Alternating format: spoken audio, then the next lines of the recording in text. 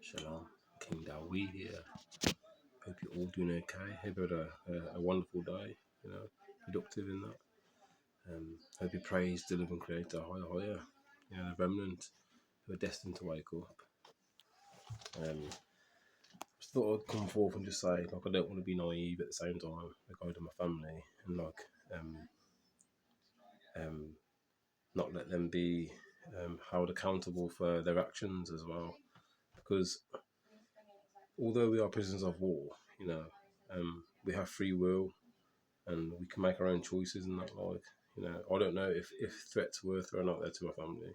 That's just speculation, and under duress is just speculation. It could have just been the fact that my family just didn't want to keep the law.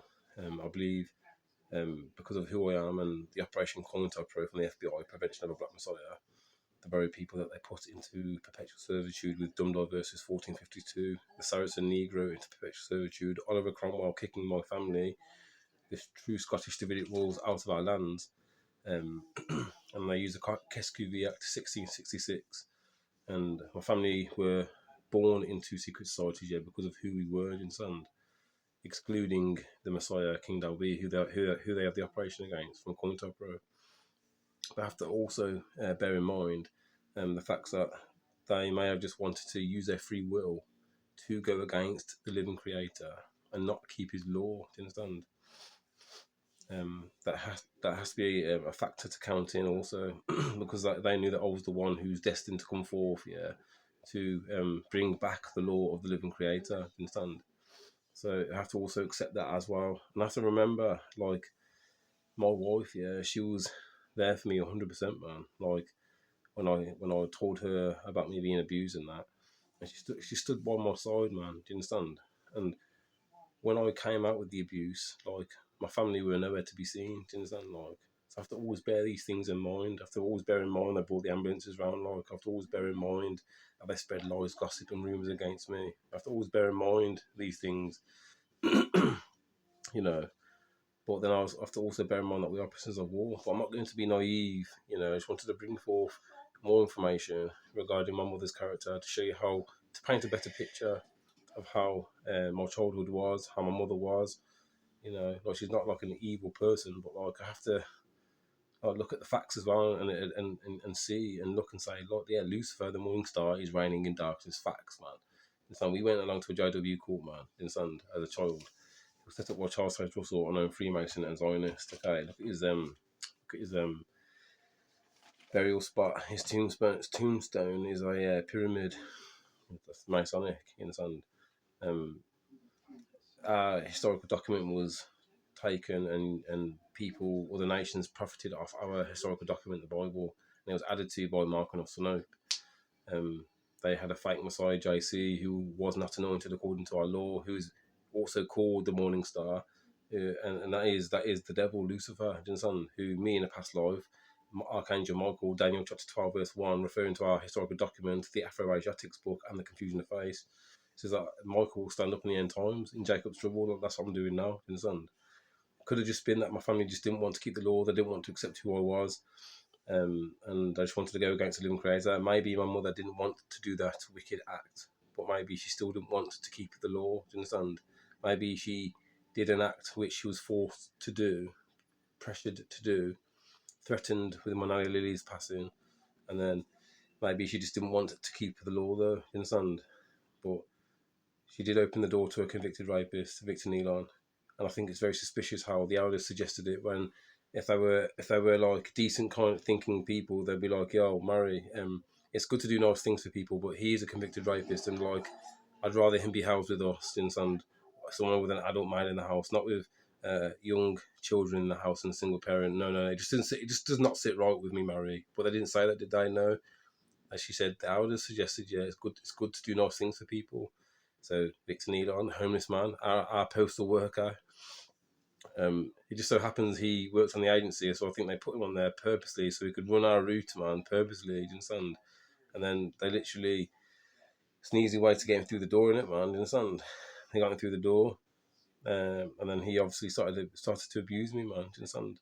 My mum abused me first the one time, man. She confessed what she did to the elders, like, you understand? Then Gail was abusing me as well, man. Vic was abusing me. His friends were abusing me from the Royal Mail. And son, a lot of bad shit happened to me, man. My family weren't there, and they were nowhere to be seen to come give me a comforting word or say, "I'm so sorry." No, they tried to tear me down. I have to always bear that in mind as well, man.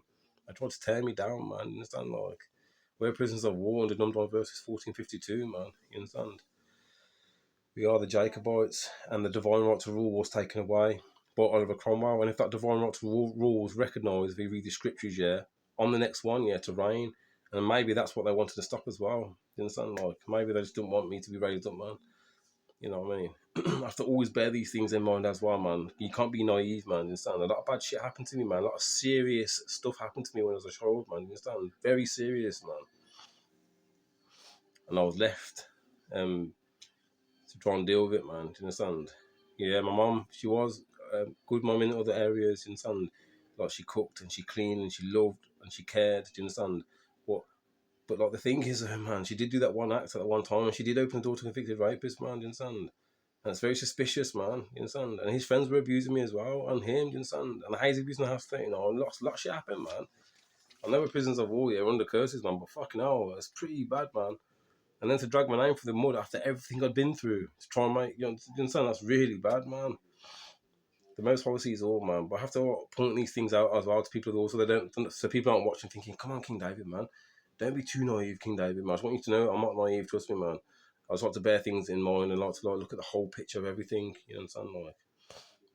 So then, but the Most High will reveal all anyway. But my mum did used to pull me inside and say, son, always remember in the future if I don't speak to you, remember I love you. Yeah, I know she used to say that, yeah, but that could have just been like her saying, in the future, I'm going to use my free will to try and tear you down, okay, like the rest of your brothers and sisters will as well. But remember, I love you. You understand? It could have just been that as well, people, man. You understand? Anyway, from this prisoner of war under Dumdai versus 1452, hope you've had a wonderful day. Keep on the grind, keep being kind, man. Keep flowing like water, man. I will give my family room to repent, yeah, but I have to always bear in mind, yeah, my wife stood by my side, man.